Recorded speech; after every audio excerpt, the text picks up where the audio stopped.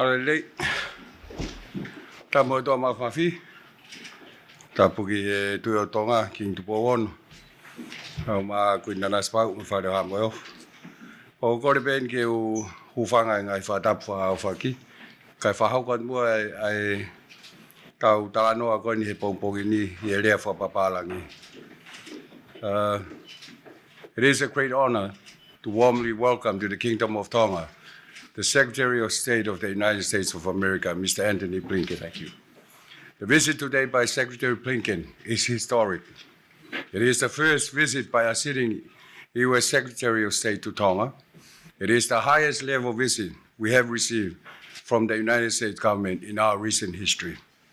It is a clear indication to us of the desire and commitment by the United States of America to strengthen relations between our two countries. Mr. Secretary, once again, thank you for visiting Tonga. Ladies and gentlemen, Secretary Blinken and I have just concluded a rich but also very frank exchange on key areas of partnership. Our partnership is grounded on our shared respect for democracy, the rule of law, and the rights and freedom of others. We covered many aspects of our partnership, including the need for countries to raise commitment to tackling climate crisis. We agreed that education is an important component. In addition, we acknowledge the changing global landscape, the impacts of conflict, and the strategic importance of Pacific Island region. We agreed that working together, guided by strategies such as the Pacific 2050 strategy, would be key to ensuring that ours remain a region of peace, security, and prosperity. The United States and the Kingdom of Tonga enjoy a long-standing and enduring partnership.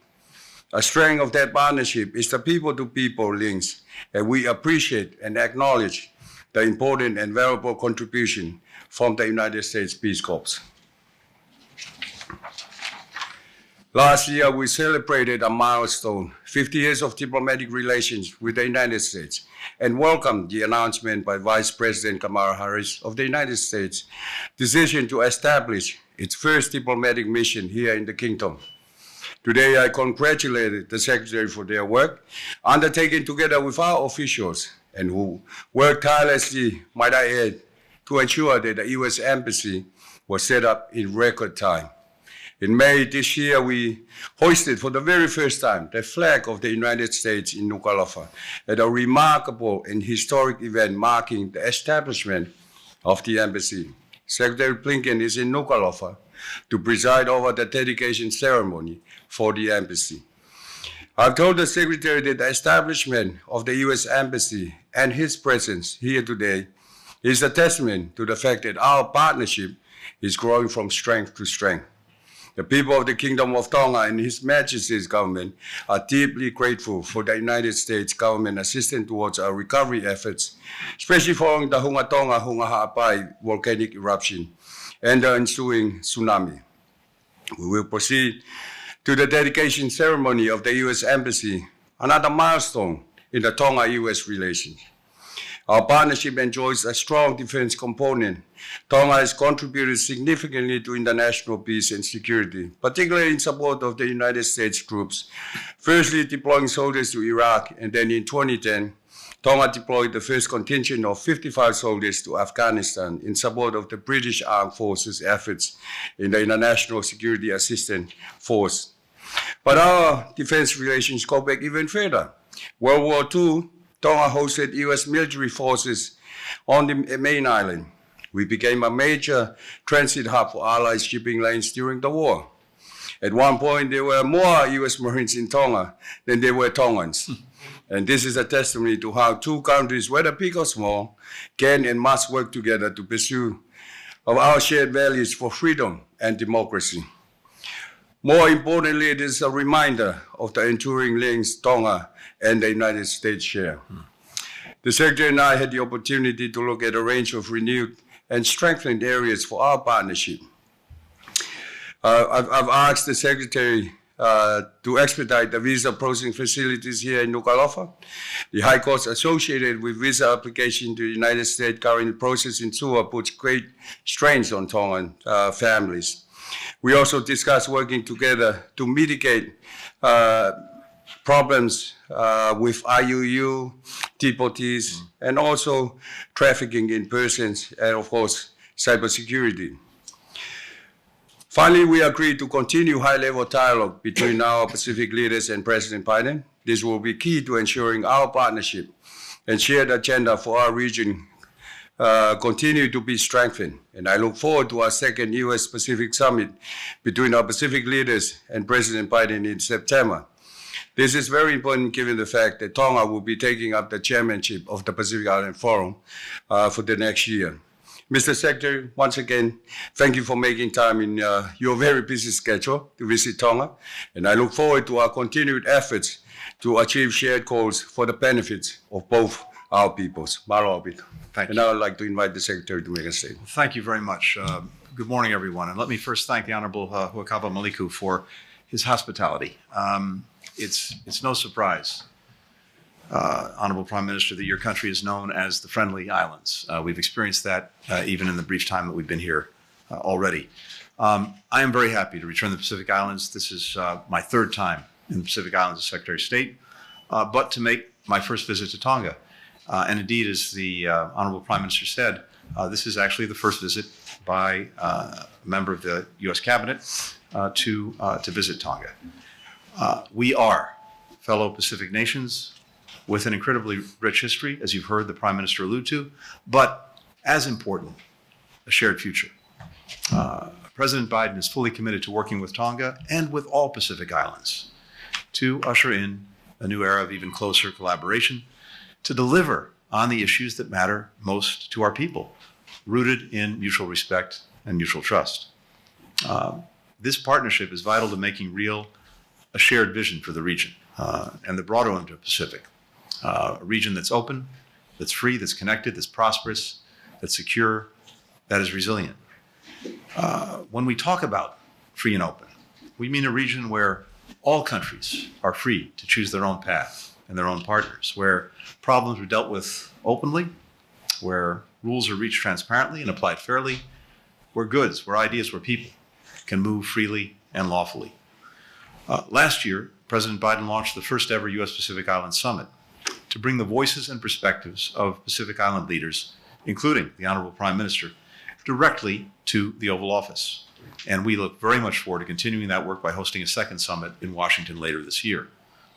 At last year's summit, our countries issued the U.S. Pacific Partnership Declaration, committing us to work together to address the challenges of our time and to seize the opportunities of our partnership. As part of that commitment, we announced over $810 million to support programs in the Pacific Islands like Tonga. That includes nearly $500 million to manage the growing effects of the climate crisis, an immediate existential challenge in the Pacific, a daily reality in Tonga. We're strengthening our partnership on other priorities for Tonga and for the region, including on clean energy and sustainable infrastructure so that we can reach a net zero future, maritime security so that we can ensure a peaceful and stable future for the Pacific, digital transformation so that we can build open, interoperable, reliable, and secure online infrastructure and connect people better, and what we call people-centered development so that we can drive inclusive economic growth that lifts everyone. These are all areas of focus of the 2050 strategy for the Blue Pacific continent. To better understand the needs of our Pacific partners and to carry out our shared efforts, we're building up our diplomatic capacity in the region. In May, we took a major step in that direction by opening our embassy here in Nuku'alofa, which the Prime Minister and I will formally dedicate today. We also set up our embassy in the Solomon Islands. We're working to establish posts in Vanuatu and in Kiribati. Today, as you heard the Honorable Prime Minister say, we discussed concrete ways to carry forward this momentum. That includes building on our work to strengthen our bilateral relationship, none more significant than opening the new embassy. We also talked about the importance of the return of the Peace Corps to Tonga. For over half a century, volunteers have worked alongside local communities to bolster the capacity of teachers, to conserve rainwater, to combat ocean pollution and the erosion of coral reefs, and even turn trash into construction material that can be used for sustainable building. What's so powerful about the program, too, is that it has built lifelong bonds between Tongans and thousands of American volunteers. And later today, I'll have an opportunity to meet the newest cohort of Peace Corps volunteers. The Honorable Prime Minister and I also talked about how we could strengthen the engagement of other partners on shared Pacific priorities. Another initiative last year launched by President Biden is something called the Partners in the Blue Pacific, to better coordinate efforts on issues that matter most to communities across the region. When I travel after here to New Zealand and then to Australia, I'll discuss with my counterparts ways to advance that work, including on maritime security and on illegal, unreported, and unregulated fishing. We know that this is, in many places, devastating livelihoods, doing terrible damage to ecosystems, and together with our partners in the Blue Pacific, an area where we're going to intensely focus our efforts. Later today, when we dedicate the new embassy, the United States and Tonga will mark a new chapter in our relationship. I look forward to continuing to build a closer, stronger future between our countries so that we, together, can deliver for our people, not just now, but for generations to come. Thank you very much. Maro. And now I'm going to open up the floor for questions. We're only going to take 4 questions, 2 from the Tonga press and 2 from the foreign press. And with that, we'll probably alternate, 1 from the Tonga press and then the foreign press. And so the first one, I'll give it to the local press if you want to.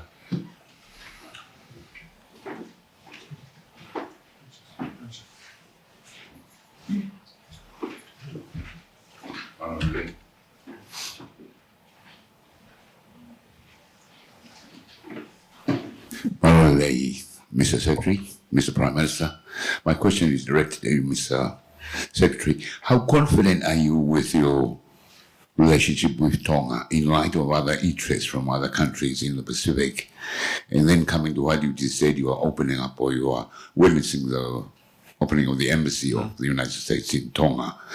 Then after that, you're going to appoint a permanent ambassador to Tonga, resident here in Tonga. What will be your priority after that to Tonga? Politics or immigration? Great. Thank you. Thank you very much for the question. First, with regard to the embassy, we very much look forward to having a permanently confirmed ambassador to Tonga. That's something we're very actively working on now. My expectation is we'll have someone to nominate in very short order, and then, of course, we have to work through the United States Senate to get that person confirmed. But you will see someone as ambassador permanently running the embassy here in Tonga. And I have to say, the very fact of that embassy is both symbolic and practical. Symbolic in that it attests to the importance that we attach to the relationship between the United States and Tonga.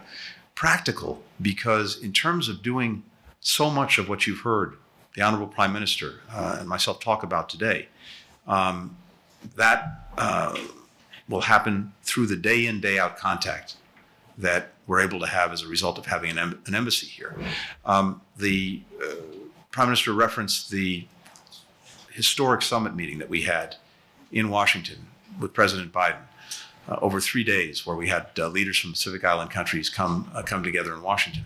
But as I shared with the Prime Minister, as important as those 3 days are, it's the 362 days that follow in the year that make all the difference in terms of actually following through on the work that we're doing together. What President Biden is intensely focused on is listening to our partners, understanding what it is on a very practical level that we can do as partners to help make a difference in the lives of people in the Pacific Islands. And that's the agenda that we have, and that's the agenda that the embassy will carry out. We've talked about the imperative of combating climate change. The United States is determined to be a strong partner in that effort. We've made in the United States the biggest historic investment in combating climate change through something we call the Inflation Reduction Act in history, but the benefits of those investments will be felt around the world. We're also making sure that we're doing our part in contributing to the necessary funds so that countries are able to help pay for adaptation and build resilience. We talked a lot about that today and the need to do even more here in the Pacific Islands. We're historically the largest emitter in the world. We're now the #2 emitter, so we take very seriously our responsibilities. both to take the steps necessary to keep warming to 1.5 degrees Celsius, but also to make sure that our partners have the resources they need, the technical expertise, the technology that they need to confront this challenge. Through the partnership with the Blue Pacific as well, bringing in other countries, we're engaged in initiatives that also will help deal with climate change. We talked about the challenge of illegal fishing, unreported, unregulated fishing. As I mentioned, this is something we know is doing terrible damage to people's livelihoods, to ecosystems, and also is potentially a threat to security. We're building up abilities to deal with that, to identify it, to deal with it, to build what we call maritime domain awareness so that all countries in the Pacific have an understanding about what's going on in the waters that surround them so that they can protect the livelihoods and protect their security. We're looking at ways to strengthen our education partnerships. We talked about that as well today. We're gratified that we have 70,000 Tongans living in the United States. We have that powerful connectivity as well. But the most important thing is through our diplomacy that we really understand what it is that is the priority for people here throughout the Pacific Islands and what we can do as partners in a very concrete way to help meet those needs, meet those priorities. We had the terrible disaster with the volcanic eruption and the tsunami. We were gratified to be able to be of assistance, but now as a practical matter, one of the initiatives we have is to do what we would call humanitarian warehousing to make sure that the supplies and other things that might be needed in a future emergency are readily available on hand so that a response can be immediate and doesn't have to wait. Anyway, there are a long list of things that we're working on together, but it's all driven by focusing on what's concrete, what can really make a difference in people's lives. I was recently in Indonesia, and there's a proverb in Indonesia that says, God has given us one mouth but 2 ears. And that emphasizes the importance of really listening to each other and making sure that we understand what it is our friends need and how we can help. And I'll take the first one. Vivian. Thank you. Thank you so much, Mr. Secretary. Your Excellency, thank you for hosting us in your beautiful country. I'll start with you. A quick question. I think the Secretary had mentioned Solomon Islands. Solomon Islands entered into a security pact also with China last year. Tonga has one of 3 militaries here in the Pacific Island region. So can you talk about whether or not your country is exploring deepening its security relationship with China, whether or not a security pact similar to the one the Solomon Islands started last year is on the table here, or whether or not you've chosen to align more with the U.S. and its regional allies like Australia? And from you, Mr. Secretary, 2 questions of you.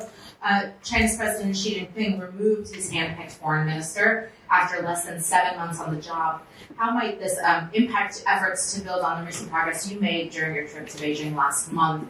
And secondly, Israeli protesters were met in the streets this week by water cannons after Israel's Prime Minister Benjamin Netanyahu began overhauling the country's judicial system. The U.S. has long praised Israel as a valued democratic partner in the region. What do the recent events in Israel tell you about the state of Israel's democracy?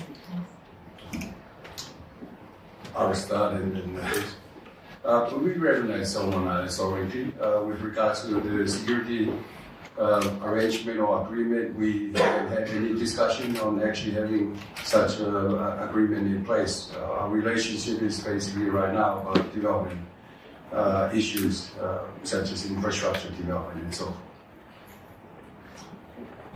Vivian, with regard to China, of course, it's China's sovereign decision to decide who their foreign minister is.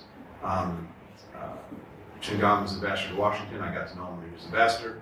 I had constructive conversations with him in his role as foreign minister, and I wish him well. But I've also known Wang Yi for more than a decade. I've met with him repeatedly in my current capacity as Secretary of State, and including, as you know, just recently in Jakarta. And I anticipate being able to work well with him as we have in the past. We'll continue to engage him. We'll continue to engage other Chinese officials. As we've said, it is important for us to manage this relationship responsibly. That starts with diplomacy. That starts with engaging And I will work with whoever the relevant Chinese counterparts. And I'm sorry, on Israel. Look, I think what we're seeing is an extraordinarily vibrant democracy.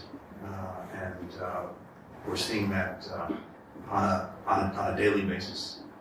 We're seeing people make known their views. As a great friend of Israel's, we've made known our own views. And as President Biden has said, when it comes to something as significant as the reforms that they're engaging in, it would be preferable to do it in a way that builds consensus, that brings as many people along as possible. That's the way to have something that's genuinely sustainable. But I think what we're seeing in Israel now remains a reflection of its very strong, very vibrant democracy.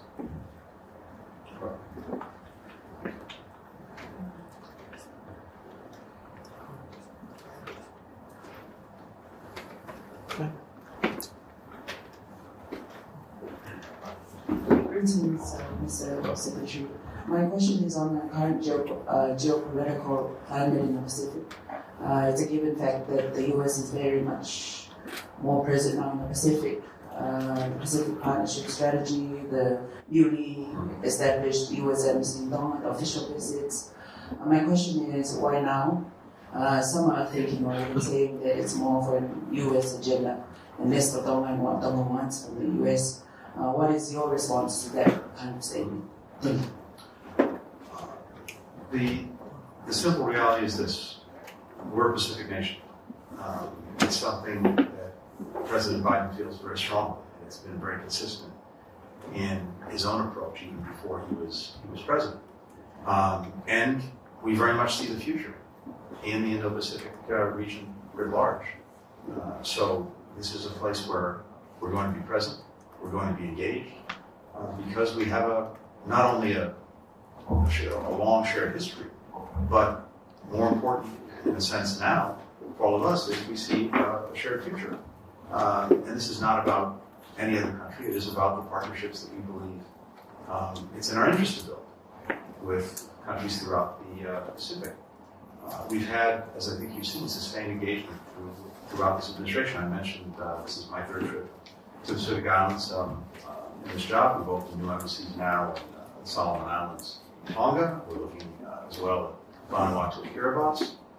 We've developed initiatives both on a bilateral basis with our friends in Tonga, but also through the Pacific Islands Forum, through the Partnership of the Pacific. And as I was saying earlier, our intense focus is on how can we be the best and strongest partners in terms of being responsive to the needs of people throughout the Pacific Islands. And that's why we've been spending so much time. That's why we're increasing our diplomatic presence so that we can really, on a day-in, day-out basis, hear and listen to the needs and challenges. And that's then reflected in the work that we're actually doing. And what I hear from countries in the region, and I think my colleagues hear from countries in the region as they're traveling around, is that people would like partnerships with the United States. And simply put, we're trying to answer that call. If I can just add to what the Secretary mentioned, the fact that we've been asking the United States to actually have a presence here for a very long time. And last year was the 50th year of our diplomatic ties between the United States and Tonga. And Vice President Kamala Harris actually announced the setting up of the embassy. And we had an opportunity to actually had a meeting in Papua New Guinea a couple months back. And it kind of developed from there whereby we would like to actually have a high-level visit from the United States so we can have some discussion on the bilateral arrangement, not just the delegation of the embassy, but an opportunity to have a discussion on the issues that the Secretary mentioned and I alluded to, and I think that actually helped in strengthening our relation, having a better understanding of the expectation between our two countries. Michael Birnbaum, Washington Post.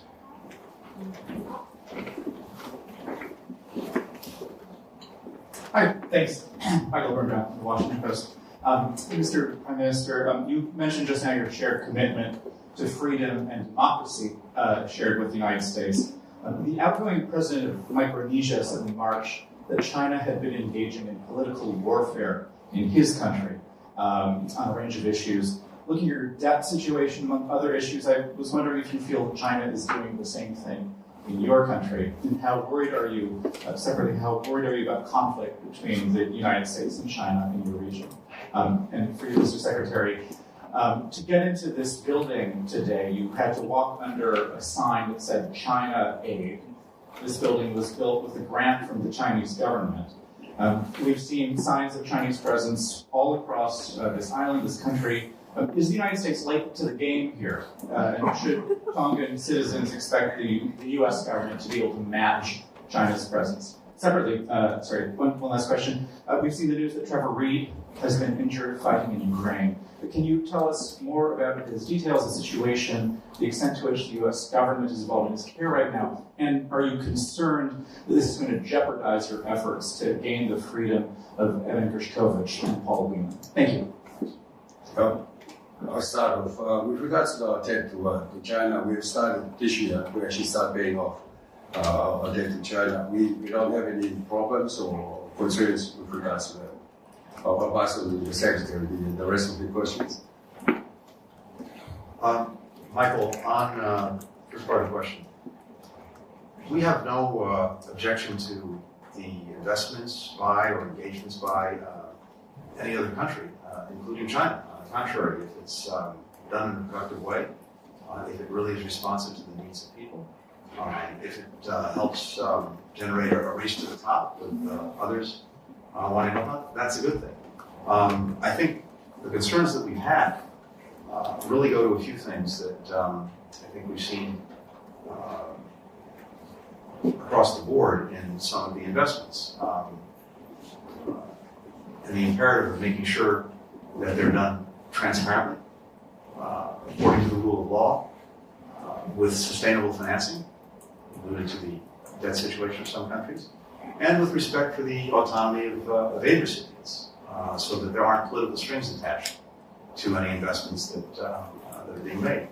And again, I think one of the things that we've seen is that as China's engagement in the region has grown, there has been some, from our perspective, increasingly problematic behavior, including at the same time the assertion of unlawful maritime claims, something that I raised extensively when I was in China, the militarization of disputed features, for example, in the South China Seas, some predatory economic activities, and also investments that are done in a way that can actually undermine good governance and promote corruption.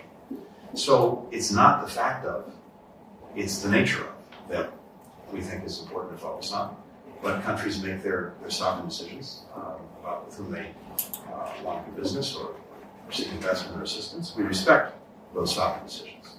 But again, we're concerned about some of the implications in the way that some of this investment is done. And I would hope that whether it's China or anyone else, that we all do this according to the highest standard. As I said, we have a race to the top, not a race to the bottom.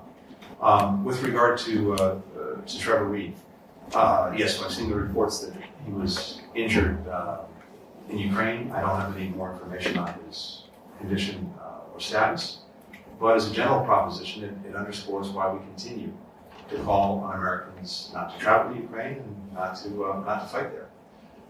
In terms of what the implications are for our efforts to bring home Evan Gershkovich or Paul Whelan, it shouldn't have any effect.